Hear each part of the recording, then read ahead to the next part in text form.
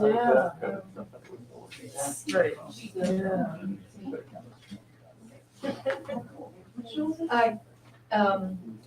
Good evening. It's still light outside, so it feels weird to say that. I'm Chris Kleindienst. I own Left Bank Books. I want to welcome all of you here in the room and all of you on our virtual stage as well, or audience rather. And it's great to have you here. This is a really special event. It's just so wonderful to have old and dear friends and new discoveries all in one place.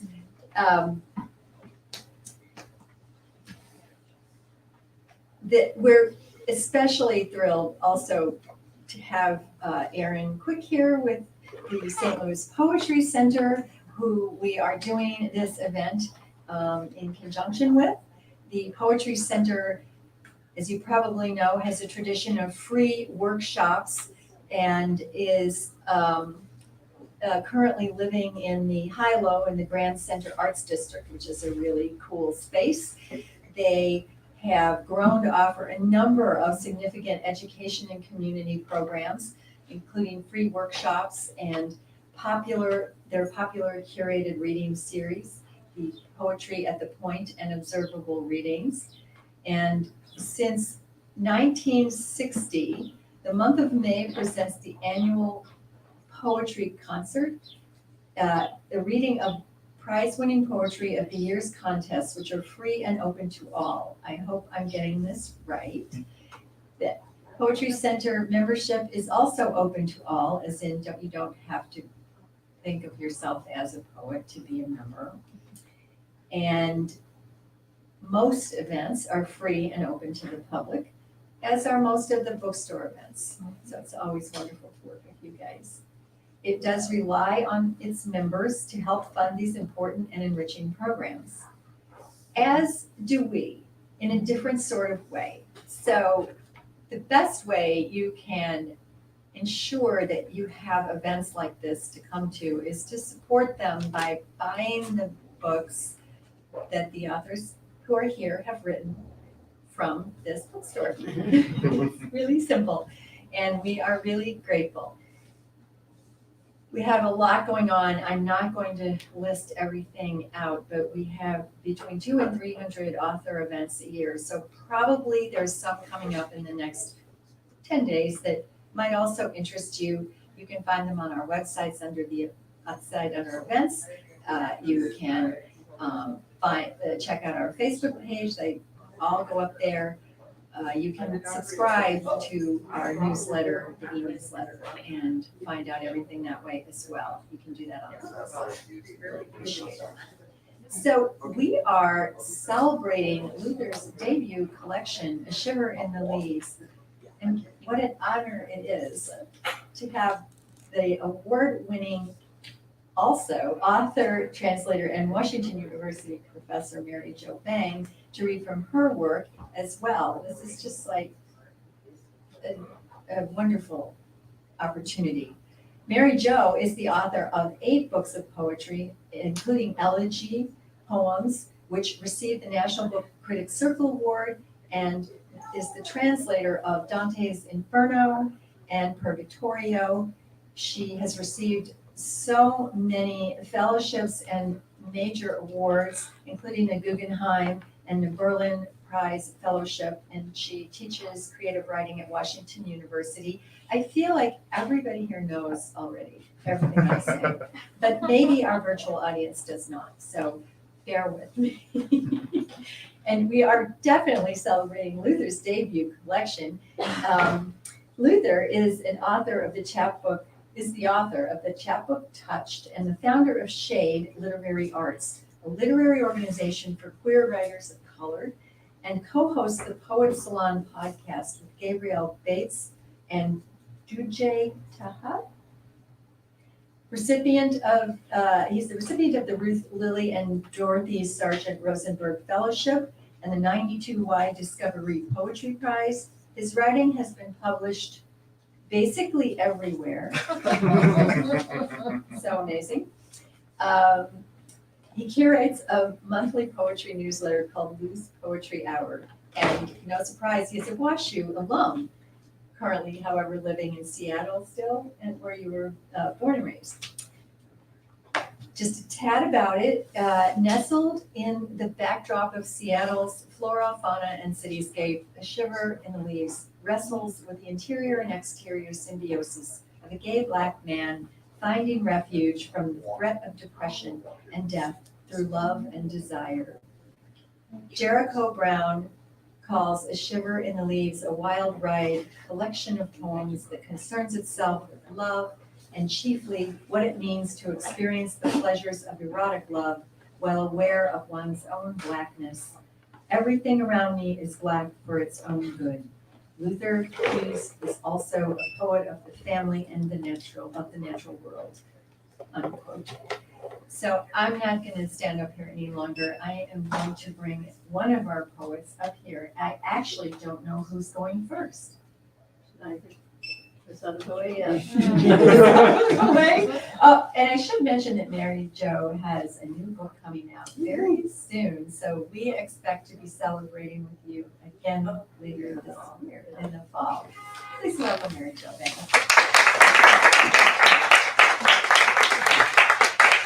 For my second trip. Thank you, Luther, for inviting me to participate this evening, and thank you, Chris, for that lovely introduction, and thank all of you for coming. I'm always impressed when people come into a reading from a nice day. It's like, really? You just want to be inside?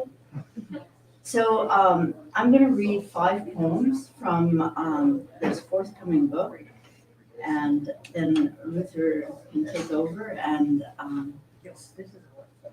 that's what we're really here for. Green earth, the crush beneath your feet, green grass, the you are here locator, your eyes close, you shake your head and think the sea was once everything we needed. Bowie singing, you're like girls or boys? Bowie saying, I'll finance the film version in which I'll play everyone. The siren gets twinned in the violence of a scene that refuses to end. This is, the world, is a statement. So is, a day will meet the splintered ends of what went before it. The inhumanity, the rottenness. Night rolls in to stand watch, to see if we find our way. This on a rock, moving through air, a century ticking away. I need water. Sorry.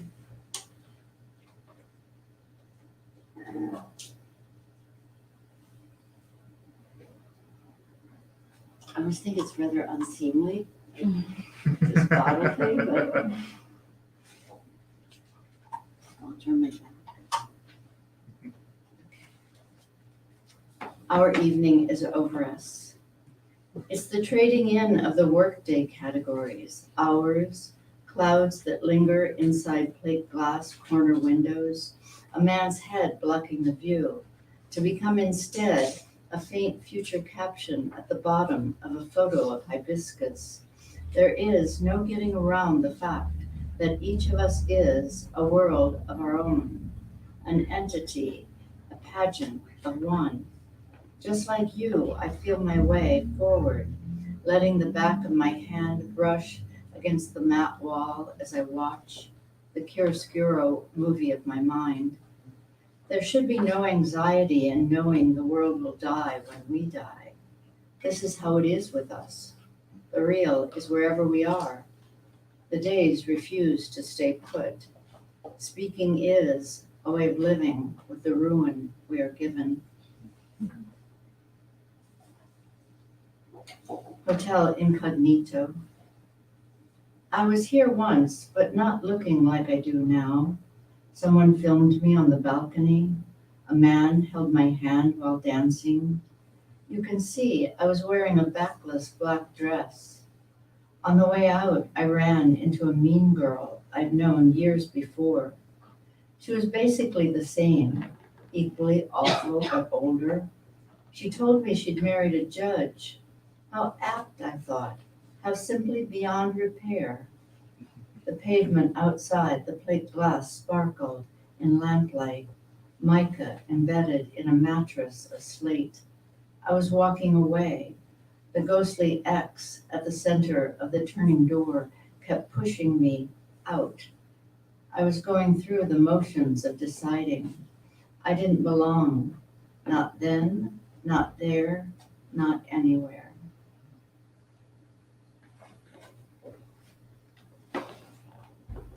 What I'm covering over is the seething beginning where I saw things but didn't know what they meant. The touching world kept putting its hands on me.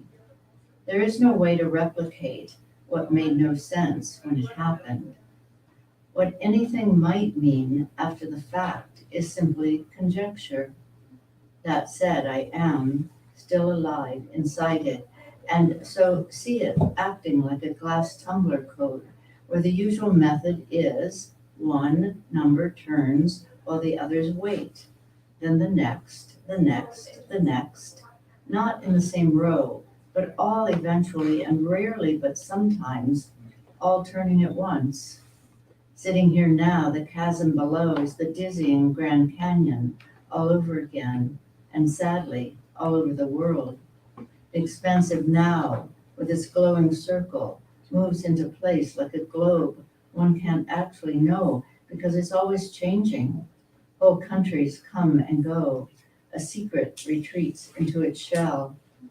I only know what I knew, and that was firsthand.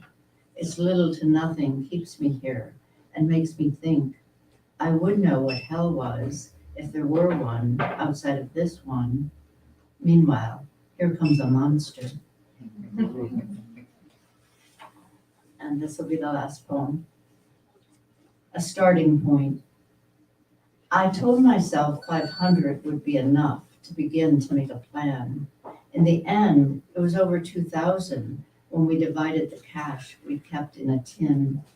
Waiting for him to leave, I moved seamlessly between assuming some mindless zen and reading a novel. He mimed playing a piano, a hyper-emotive Rachmaninoff, frenetic fingers pressing time and again against the blonde laminate of the kitchen table. He said I would never be as good as he was. He said it without saying it, making it clear he was a titan of the industry, of succeeding at being. If anything, I was ancillary evidence of his genius. The bitterness of the sneering good luck when he left. I was stunned, humiliated, sick with the sense of precariousness, and yet embarrassed to be thinking of finances. Only now do I see inside my mind. Unnerved by my own uncertainty, thinking was hovering above the hot water I was in. I, a piece of cardboard, feeling my fiber lessening. The novel was a translation of Stendhal's The Red and the Black. Published in 1830, I read it as if it were a timeless allegory, the chronic inner problem of an inescapable provincial beginning, a social order that would not expand enough to let an outsider in. Fine, I said, but no, no. Thanks.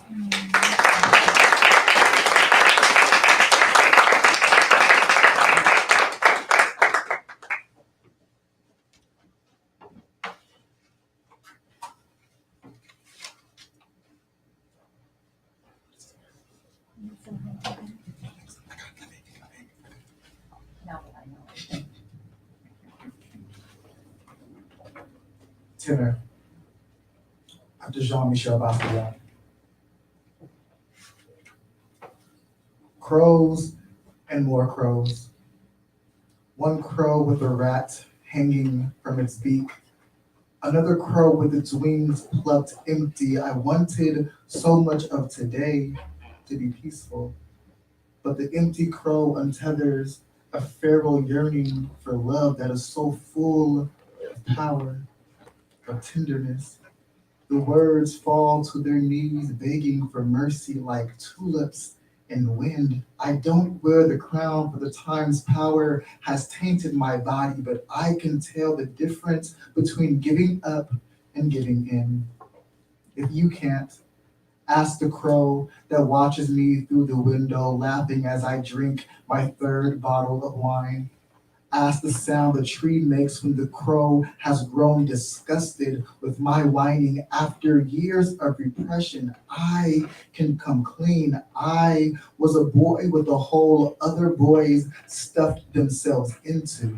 I have wanted nothing to do with blackness or laughter or my life, but about love. Who owns the right, really? Who owns the crow who loves fresh meat, or the crow who loves the vibration of its own throat? Everything around me is black for its own good. The widow, the picture of the boy crying on the wall, the mirror with its taunting, the crows that belong to their scripture. Can you imagine being so tied to blackness, even your wings cannot help you escape? About my life, every needle a small prayer, every pill a funeral hymn. I wanted to end several times the thought, who owns this body really? God, dirt, the silly insects that will feast on my decay? Is it the boy who entered first, or the boy who wanted everything to last? Um, Thanks so for being here. I tend to read a poem first to get my nerves out the way, so I have very little banter. I also don't care for banter as I'm bantering. I know. So it's kind of surreal being here, given that so much of the book I realized being back here was written in St. Louis. Like a lot of these poems are like St. Louis poems in the sense that there were one written here, and two, while the book is located in Seattle, a lot of the greenery is actually in St. Louis, and so it's kind of a weird gag to the readers because I'm saying it's a Seattle book, but honestly, it's secretly a St. Louis book. So I gotcha. And it's so real, so surreal being here with Mary Jo, who I admire and who has taught me so much about poetry, and I cannot imagine the book being in existence without her. So I really appreciate you being here, Mary Jo. I'm going to read several more poems and try to read poems that kind of walks you through the landscape of the book. I mean that both emotionally and physically, as well as landscape as greenery, I guess, too, given the book is also concerned with nature. And it's also a gag because I don't go outside like that, so I don't also know why I find myself talking about nature so much because I am an inside person. So you are getting bits and pieces of me that are low-key lies. So this next poem I wrote the day of the night of the 2016 election. It will be morning, election night 2016. I'm taking too long. I'm at a bar ignoring my friend's call. I take another shot, a pill, a drag of a man's cigarette out front. He smacks my ass. Cue the war on everything. A white man shrieks. I pray to a God who has no eyesight. Drink myself plump for nerves to numb. Someone chucks a glass of tequila into a wall. I go home, crying to my roommate's lap. My mother calls to tell me a woman from church has died. You know her, she says. Knew. I straighten. Sometimes I react to things I never touched. Behind the dumpster, a man tries to fuck some feeling into me, blue where it matters. I want my roommate to change the channel. He asks why if nothing will change. The man I poured myself into, I can't stop. Blame the black in me. I feed off the recognition. The first step in cleaning is to recognize the infection. This next poem is the title poem, and it's funny because, like I said, I went to WashU and I studied under Mary Jo and Carl Phillips, and at the time Francine J. Harris was there. And I remember this poem being on my thesis, and I remember Carl and Francine was like, "This should be the title of your manuscript, of your thesis," and I was like, "No, no, it shouldn't be." And teachers be right. So now the book is called this, which is hilarious. And so a shiver in the leaves. Are you coming to the tree where the dead man called out for his love to flee? Strange things did happen here, no stranger would it be if we met at midnight in the hanging tree. A muss of flies showers his open mouth where the blood crusts. Dead, he will not speak. I can see how pain chewed the neck. I rest my head against the tree, sleep and wake in his call, like legs of a spider, his nature extends, saying, like you, I once harbored beauty, saying, like you, my beauty takes the kingdom of blackness. It is dawn in the man's eyes, a cavern, a slow thaw to memory. I look and look and look. Who is to say what death is or not? He has his limbs, a sky overlooking. I know he's dead, nothing will change, but still I whisper in his ear, breathe. I want you to breathe. People have asked me a lot about what the book is about. And I've only had these canned answers because people keep asking me. So the book really does wrestle with a lot of things. Yes, Black Death, which I think is the most prominent thread given the time the book came out, given the very, very overt poems about Black Death. It's also though about love and wanting to be loved and this idea of an all-encompassing love. And that's pressured against the idea of Black Death, I would say, and pressured against the idea of suicidal ideation, while not trying to be solely about those things, if that makes sense. And so I say that because this next poem is pretty sad. And I say it sad because people really do not like talking about stuff like this. As far as, I guess it's a trigger warning, I guess. Okay, so trigger warning for a dog dying. So if you're like, oh my gosh, I can't take this, step out. But if you can take it, I guess step in. Stay safe.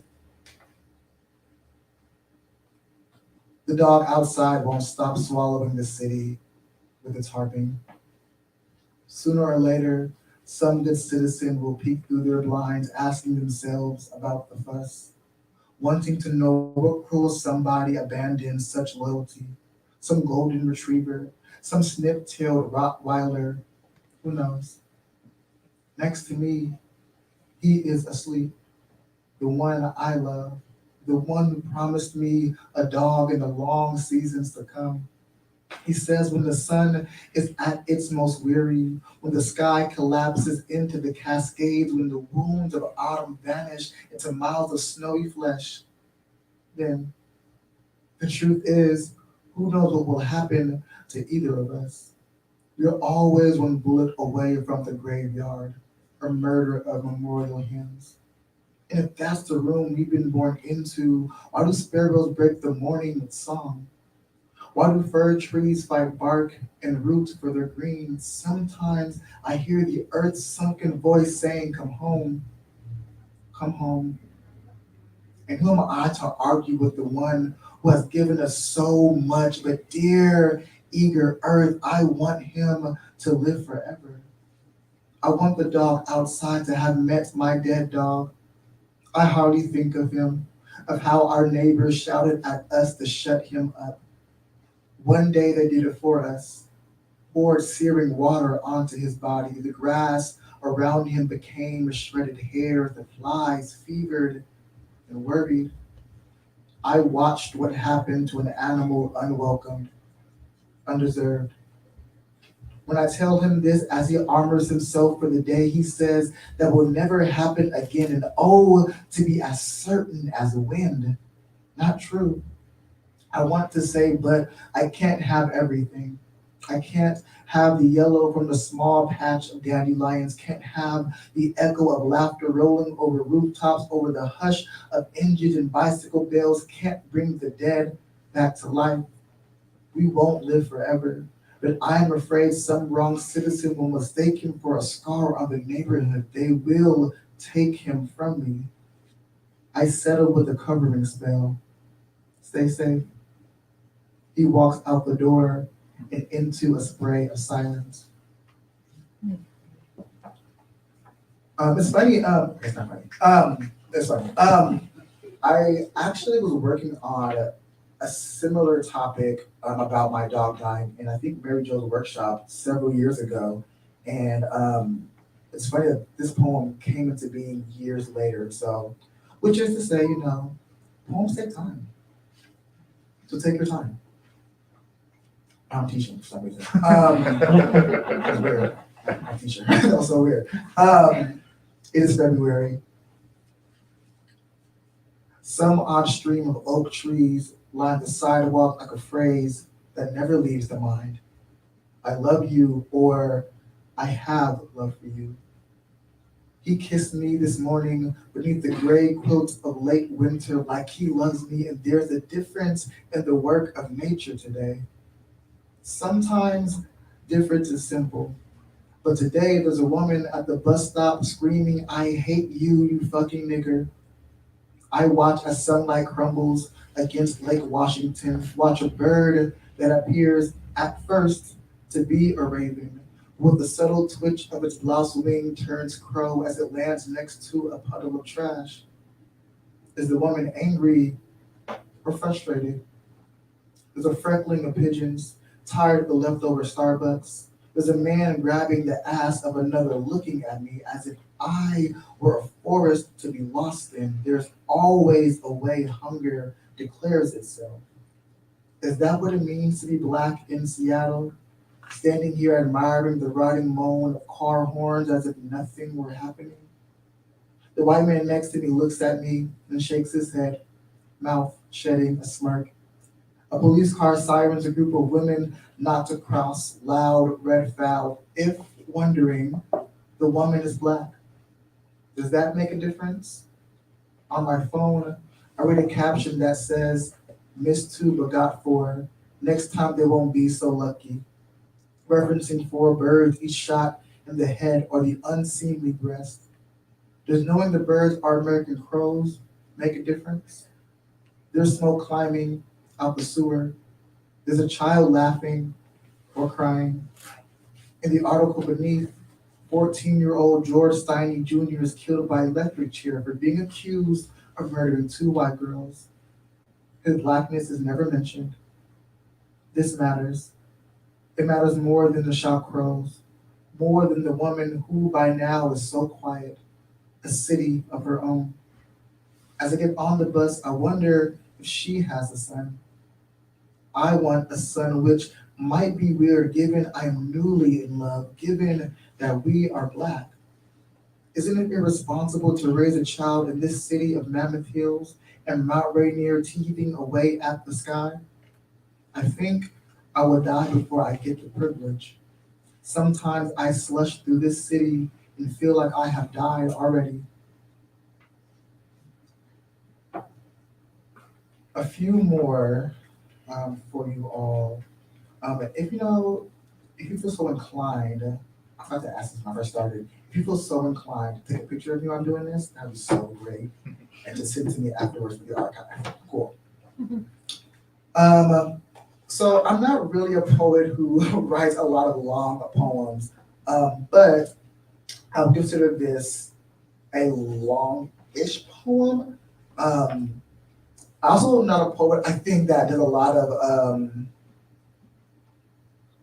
experimenting on the page, and so this poem is one of those poems. We can't really hear it while I say it, obviously, but in the book you can see the experimentation. This is also a poem that is responding to or revisiting a poem in my chapbook called Touched, which is my little love, I think. And so this poem responds to another poem in that chapbook. Black Boy Revisited. You Google Tamir Rice. Google says, people also ask, who killed John Crawford? Where was Michael Brown shot in Ferguson, Missouri? When was Jamar Clark shot? Who is Oscar Grant? Who are the officers involved in the Freddie Gray case? You take a picture of your face. You sleep recklessly. The church prays for your deliverance. You turn the corner like any maggot turns in a graveyard. You're only a matter of time. Who killed Luther Hughes? Where was Luther Hughes shot in Seattle, Washington? When was Luther Hughes shot? Who is Luther Hughes? Who are the officers involved in the Luther Hughes case? The hole in your head is like any old hole you tell yourself. A man slides in any old hole you remember. You watch the news, you tweet. Your cell phone dies before you send the picture. You're not like them other niggas you whisper in his ear. You're alive. You're not Tamir or John or Michael or Jamar or Oscar or Freddie. Look how God shows you his grace when you breathe, heave when being run through. You count to 3 before clicking. Tamir Rice shooting, a breakdown of the event that led to the 12-year-old's death. A video. Tamir, police car, policemen, guns pulled, altercation, gunshot, dead. All heavens are for black boys. All will be heaven for black boys. Black boy, heaven for all black heaven. Will the black boy go? Will he heaven? Will heaven be a black boy? Black boy be black in heaven. All black boys that are black will heaven. Heaven will be black for all black boys. Let heaven be in every black boy. Black boys take heaven wherever they go, wherever you go. Black heaven. Heaven goes wherever you heaven. You go to heaven, black boy. All your black boys will heaven. All black boys want heaven. All black boys black for heaven, for heaven. A will for black boys. A will for black boys is heaven. It's the middle of death season. You live with dead bodies because you keep searching for them. You take turns with yourself.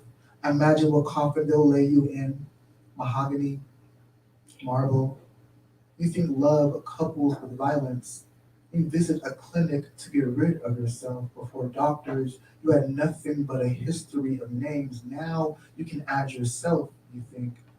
A testament. Just this one pill, this one time. It's not the end for you.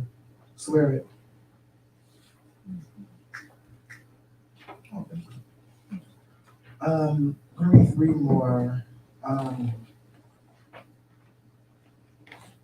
Well, I really didn't talk much much about these topics. This book also deals with a lot of family love, and holds that up against this other type of love and this other type of death. And so I'm going to read a poem for my mother, she's not dead, but I do this dearly, to be clear. My mother. When I was a child, I would run through the backyard while my father yanked dandelions, daisies, thistles, crabgrass, mowed, rearranged the stones around the porch.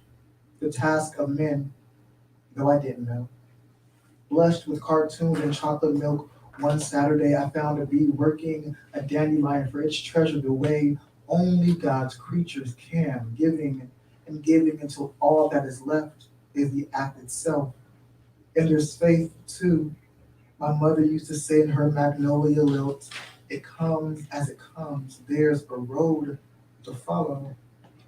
When I swapped the beat away from its fortune, my father, knee drenched in manhood, grins, and his gold tooth glistens a likely tale. And when the bee stings my ear, I run to him screaming as my mother runs outside, hearing her only child's voice peel back the wallpaper. She charms my ear with kisses. This afternoon, I noticed a bee trapped inside the window as my mother on the phone tries to still her voice to say her mother has died. I wonder if he can taste the sadness. The man on TV tells the other. The bee is so calm. The room enlists a fresh haunting and the doorframe distracts. To believe her when she says, as the bouquet of yellow roses on the dresser bows its head and the angles of my clay bloom with fire, it'll be okay, as my duty as son. My mother sits in the hospital in San Antonio, motherless. My mother is now a mother without the longest love she's ever known. My mother who used to wake up before the slap of sunrise with my father to build new rooftops. Our mother who wrote, I pray you have a great day, on stupid notes tucked into my lunchbox. Our mother who told the white woman in Ross to apologize for bumping into me as I knocked over a rack of pantyhose. My mother who cried in SeaTac Airport as I walked through customs, yesing the woman who asked, is it his first time moving from home? My mother who looks at me with glinted simper when the pastor spouts disobedient children. My mother who was told at a young age she'd never give birth, barren as she were. My mother, what rises inside me, I imagine inside her, although I've never had a mother leave this earth. I've never been without love.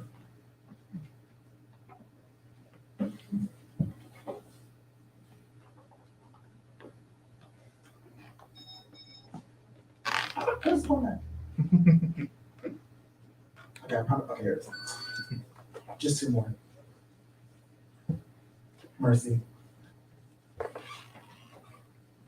Peeking through the clouds, Mount Rainier, with its white tank top, several cities to glare upon, and a moral blue sky to angle into, must love by now to be American.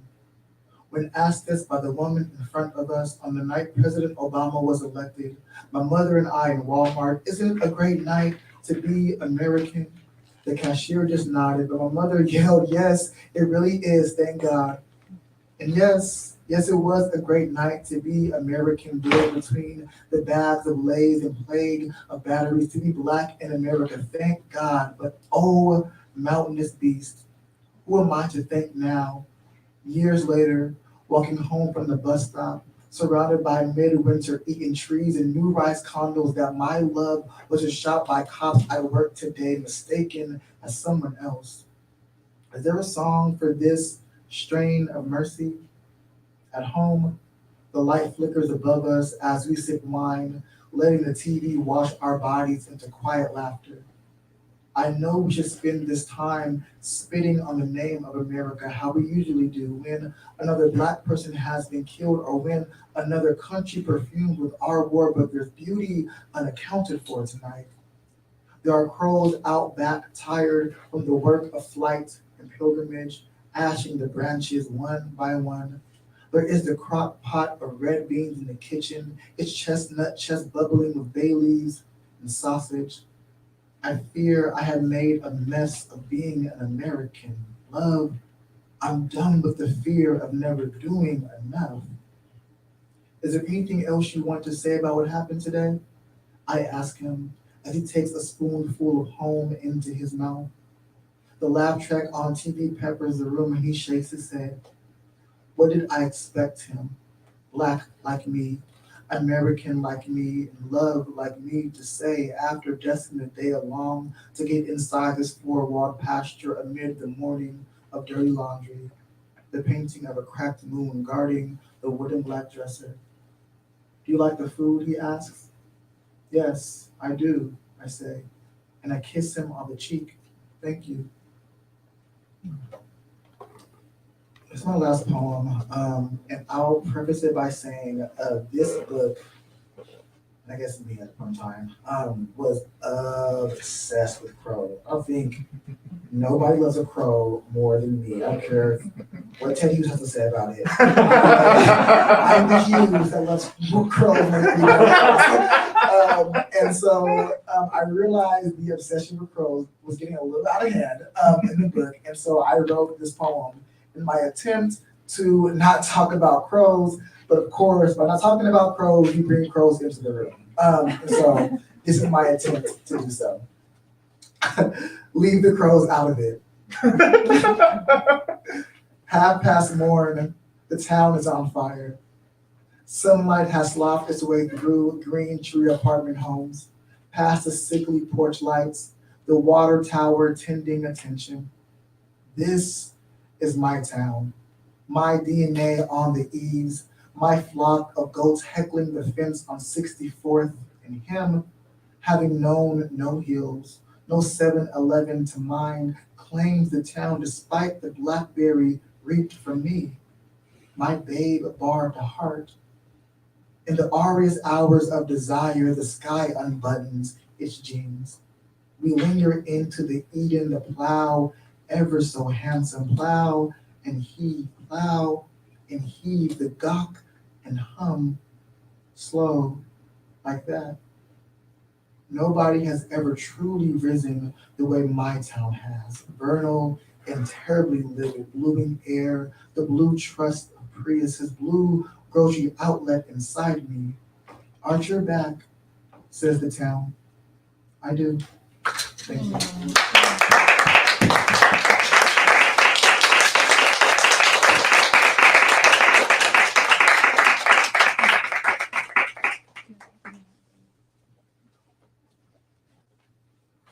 Wow. Wow, thank you both so much.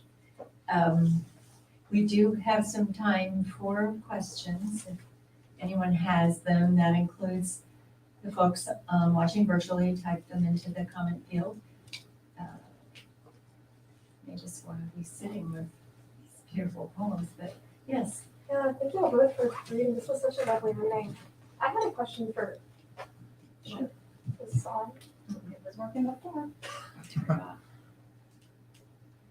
Just go ahead. Okay, I had a question for Luther. So we are WashU students right now, working on just turned in our theses. And I was wondering what the relationship is between the Shiver and the Leaves and your thesis. Hi.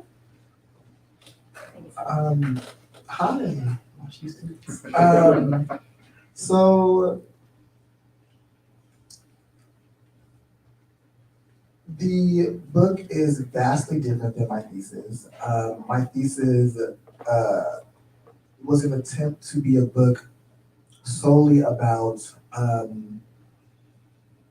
my father and somewhat about the things I wrestled with in the book, but I of course couldn't get to where the book is, of course, without my thesis. And so while the two are seemingly separate, I do have a lot of respect for that thesis because, you know, it really did help me kind of gauge where I needed to go.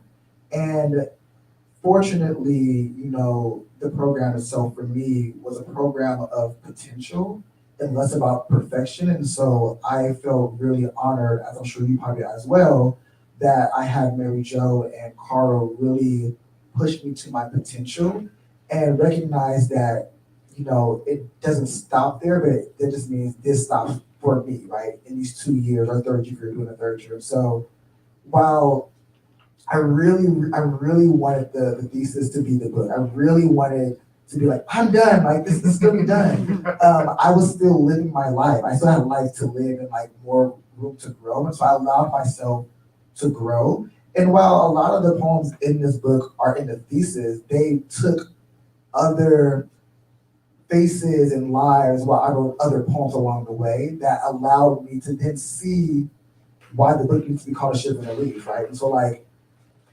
I would say don't hold on to that thesis. And this can be perfect. It can be stellar. It can be the next National Book Award winner, right? It can be all those things.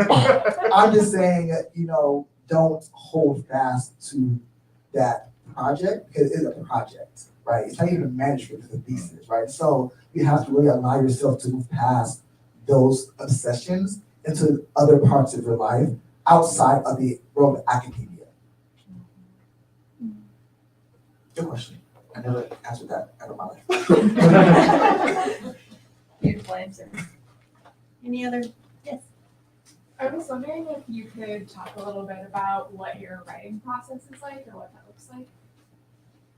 Yeah, it's currently non-existent. But I will say, I write best. So I believe that nothing that I write about is new, right? These subjects and the topics are old. And how I'm writing about it is from my own experience, and that's new for the world. Versus like love is an old hat, right? Death is an old hat. So I don't approach my work in a sense that I'm here to teach somebody something new. I approach my work with wanting to find out what I think about this topic or this experience or what have you. And so knowing that I always have had other poets and poems in my mind that already talk to what I want to get at. And so what I do is I kind of surround myself with those pieces and those poets and read their work before I really start beginning to write the poem. And I'm a poet who I have to write a poem in its entirety. I can't like note or journal or like scribble scrabble. I wish I really could. I'm just gonna journal. I feels can journal. Teach me your way. I cannot journal. So I have to write the entire poem right then and there. And so I have to have other people who have already succeeded in this approach to inform how I think about something and then really use that as inspiration to get to the thing. And also it teaches me that because it's old hat, it's not a magic trick, right? It feels like a magic trick, but it's not. Like it's already been done before, so I can allow myself the freedom to then do it as well. And so I, again, have people in my periphery and be like, you know what?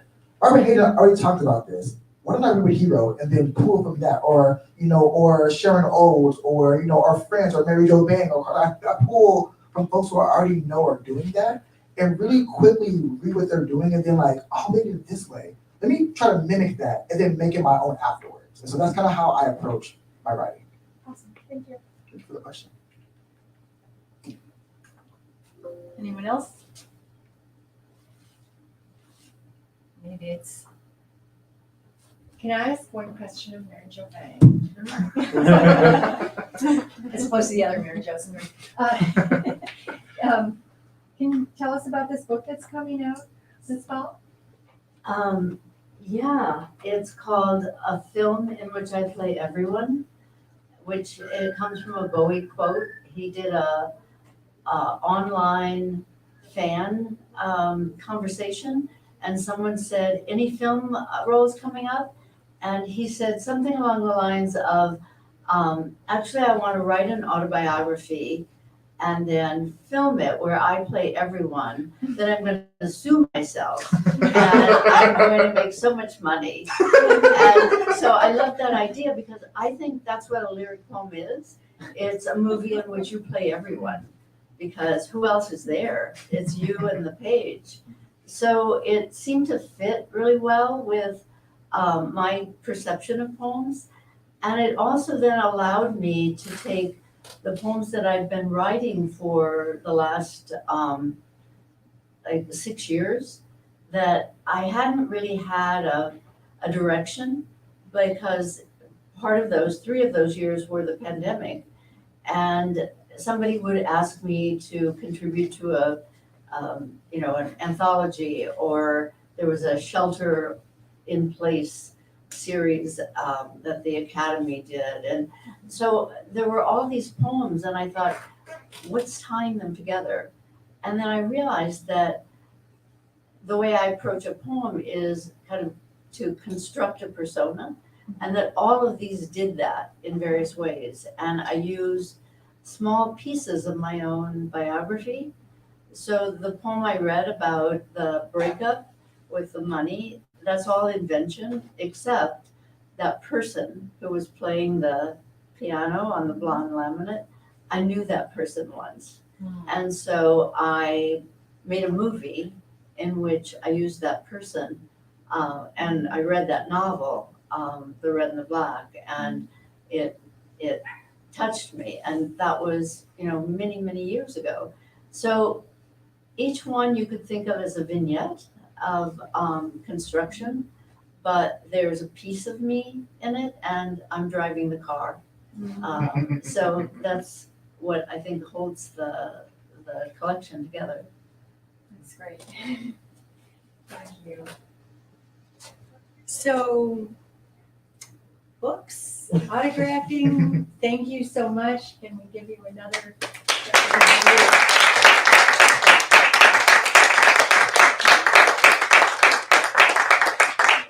They'll be up here if you want to. You've got books on the counter and come up and say hi and get things signed. Thank you so much for